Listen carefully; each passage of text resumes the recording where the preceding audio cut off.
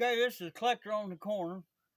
And the first thing on this I want to start off with, I want to thank everybody that liked and subscribed on that 55 Chevy video. We got over 4,000 views on that.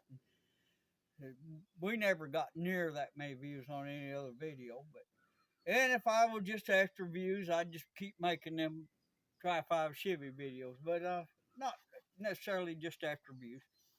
But today I'm going to do a video on something I haven't done in all my 70 years. First time in my life I bought a brand new carburetor.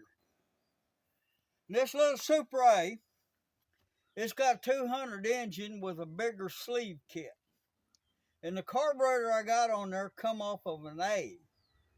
And the carburetor that was on my Super C was aluminum carburetor, and it wasn't like this. It had a adjustable main jet. This don't have an adjustable main jet, and the jet in is real small inside that carburetor.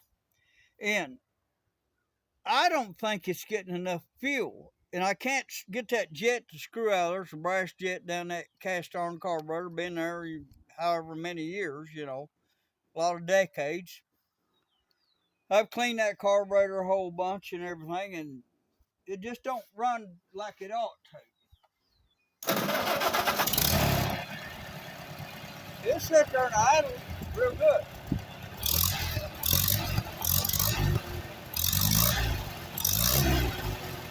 But when you put it under a load, it kind of sputters out like it ain't getting enough fuel.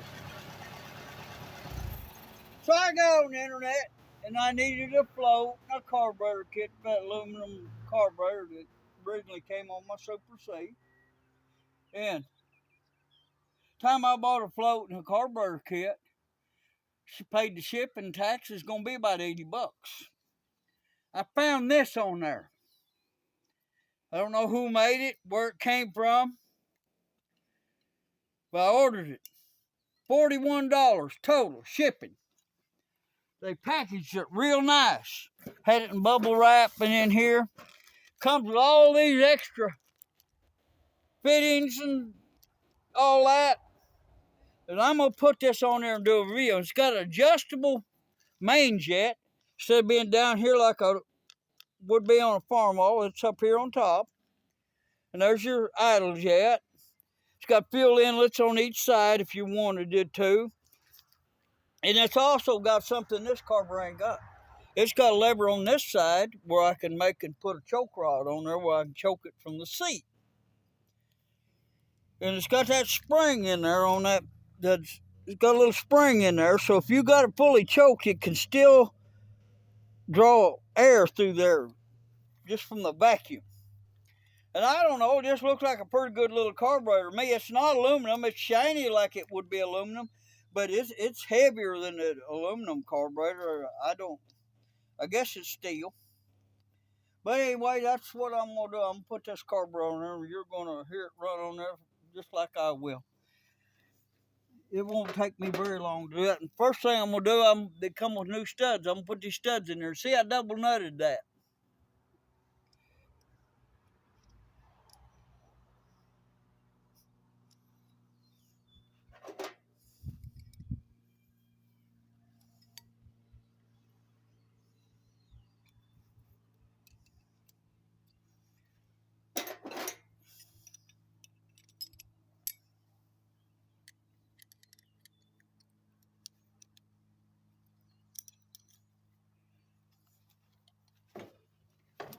Sit down here where I got a little more steady.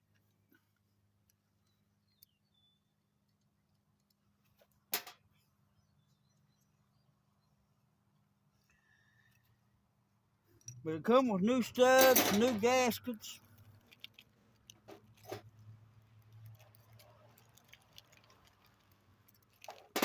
An inline plastic filter, several gaskets, a new inlet filter too, but I'm not going to use that because I got one I like better.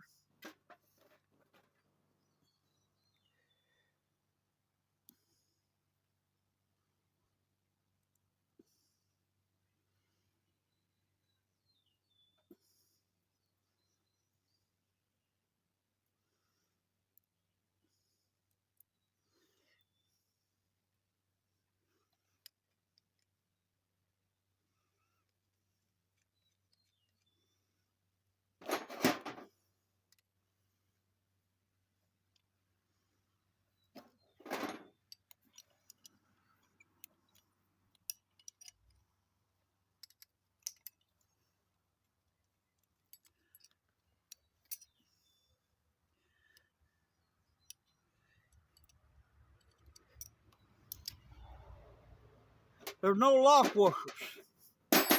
It comes with these elastic stop nuts. They call them Esna nuts because there's a factory here in Pocahontas that makes them.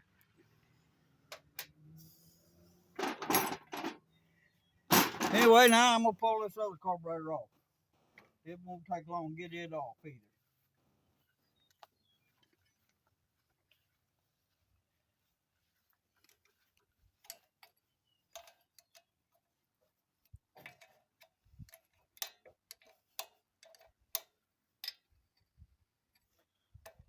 I've taken the air cleaner off just to make it easier to get to and easier for little Debbie to film it.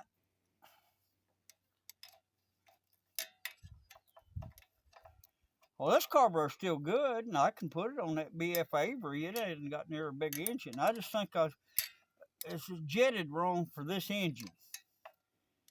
And I guess I could get a bigger drill bit and jet it larger. But for $41, I thought I'd gamble on that aftermarket carburetor.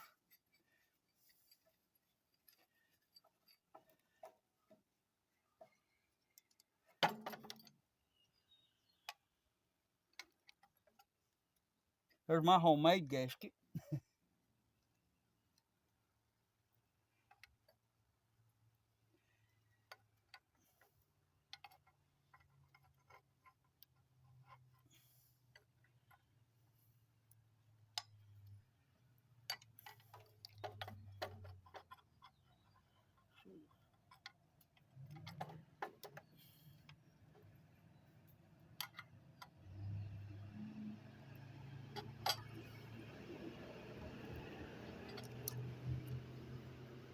There's that little jewel.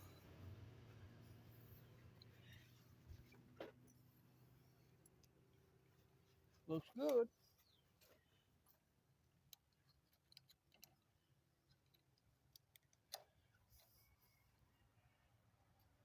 So far, everything seems to be fitting.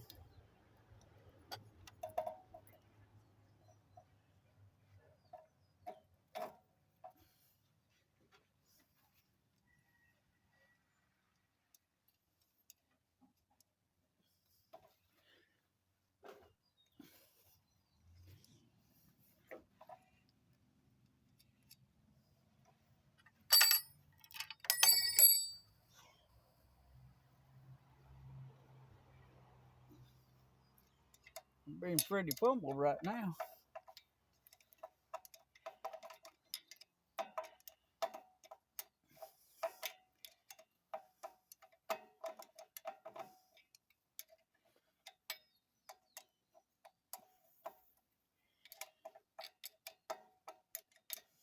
Once you get down that nylon, them don't turn so easy. I've used them my nylon stop nuts on a lot of stuff. They're pretty good.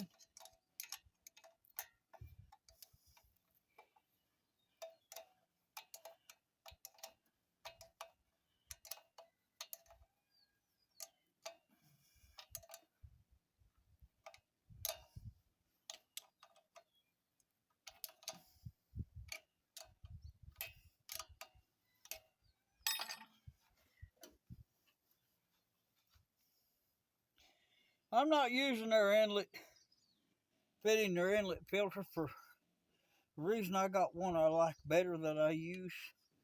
I've got this heavy 90-degree brass fitting, but this filter here, that's a Ford Autolite filter for a Ford car or truck. You can buy that, and it's a real good filter. And I like it. It's a lot bigger capacity and stuff. I like that pretty good.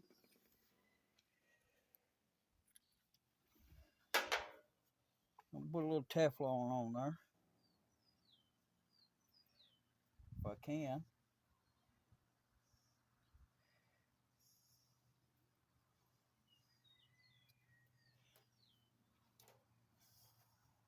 Got a little rubber plug in there. Yep, there's threads in there, luckily.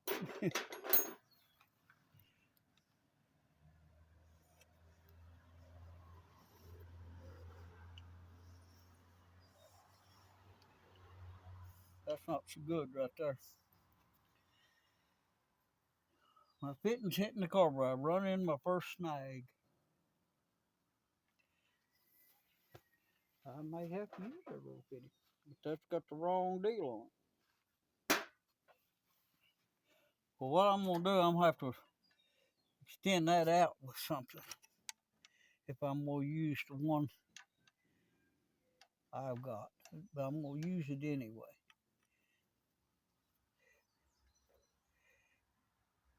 It's bumping. It's probably gonna leak a little right there, but we're gonna address that at a later date.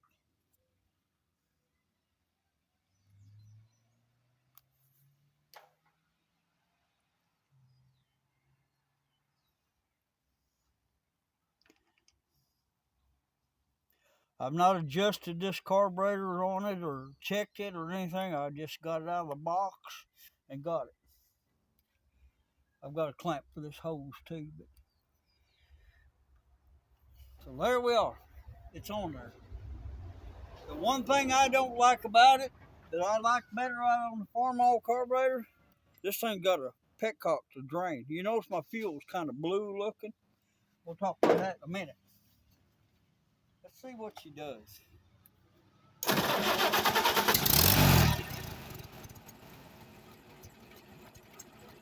Look at that fan, dude.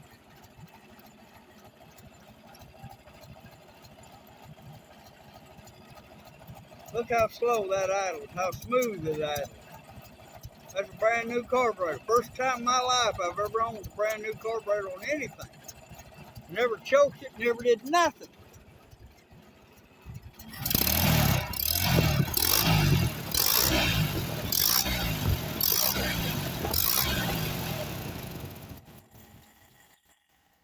I was idling a little slow. I think it could stand to be idled just a hair. I'm going to turn this just a little bit before I start it. I need a sharper screwdriver.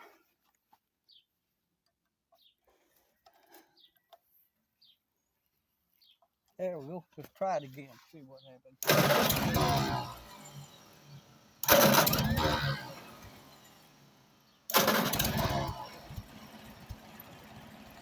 He's still idling a little slow.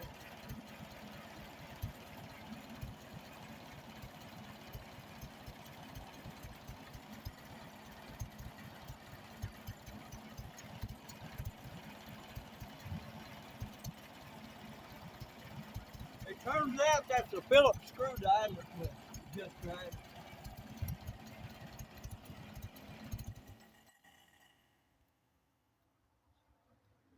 Idle it up a little.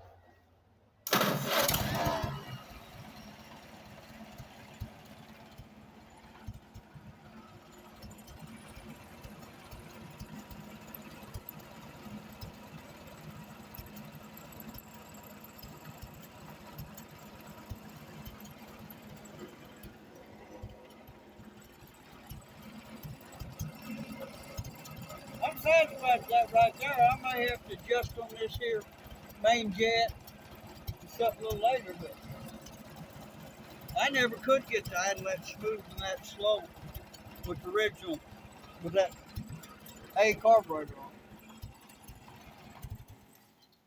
Now, I've had problems with rust in the gas tank of this thing. So what I've done, I put a magnet on there. You see a little rust, flakes of rust on that magnet right now. I get it, pull that out and clean it off every so often.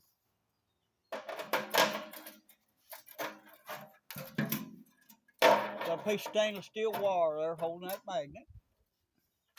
And if you look under here, you'll see I got two settlement bulbs. There's one like the regular come on it. It's got a shut off on it. Then there's this second one. Now that second settlement bulb is similar to this one right here.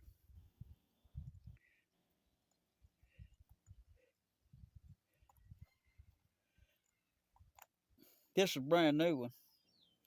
I didn't buy it. I bought it at auction. See, it's got a spring and a ceramic filter in it.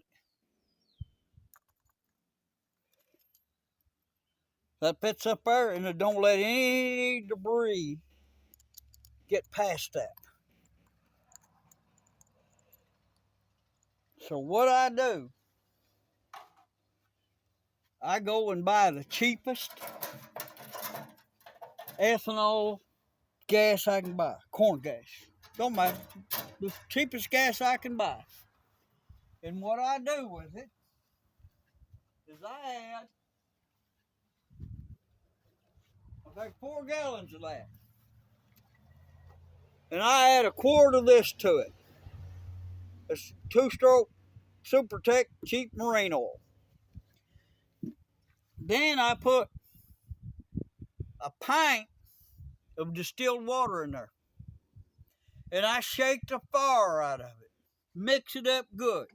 Actually, what I do, I put 2 gallons in that can, put my quart in, put 2 gallons more in it, and then add my water. And what that does, that corn grabs that water, and it makes it heavier, and it settles down to the bottom of that settlement bulb. But if I wasn't putting the oil in the gas, you couldn't see the water in the settlement bulb because the gas we have nowadays is clear. When that settlement bulb gets full of water, I dump it out. And what I do, I let that sit for 2 or 3 days with that can leaning, setting up on something where it's leaning like that. And I siphon from up here on the high side. And I get 3 gallons of that out and use it in my chainsaws. That last gallon I pour in my tractors. And what that does, that takes that ethanol out of the gas. Then you got gas that don't have water or ethanol, either one, because you caught it all in that settlement bulb. If you buy the gas that don't have any ethanol in it, that more expensive gas, all fuel tanks have condensation in them. Don't matter whether they're buried under the ground or above ground or whatever. Where cold and warm air meets, you get condensation. So if you buy that expensive gas that ain't got any alcohol in it, any corn gas in it, you've got nothing to absorb the water that's already in there. And you add a pint of water, you just add another pint of water to it. But there's no deal. If you remember, well, most of you won't. You're as old as me. But back in the 50s and 60s, when we supposedly had that real good gas, every winter people's gas lines would freeze, and they'd be buying products like heat and stuff like that and putting in their gas tanks in the wintertime to absorb the water that'd form in the low places in the fuel lines, and they'd freeze up and quit running on them. But that's my theory on the gas, and it's been working for me for quite a while. And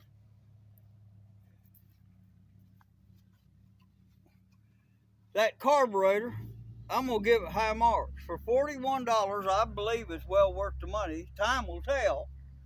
But it seems to be doing the job with the little tractor. And I thought I'd just explain to y'all about that gas. It might help somebody. You ain't got to do it if you don't want to. It's just the way I do it. And I guess Miss Debbie's off her game a little bit today. She's not made any good remarks. She's sticking her tongue out at me. So I guess we'll call it a good one and be done with it. And thanks for watching, and goodbye and good luck to you. Thank you, and please like and subscribe. Bye.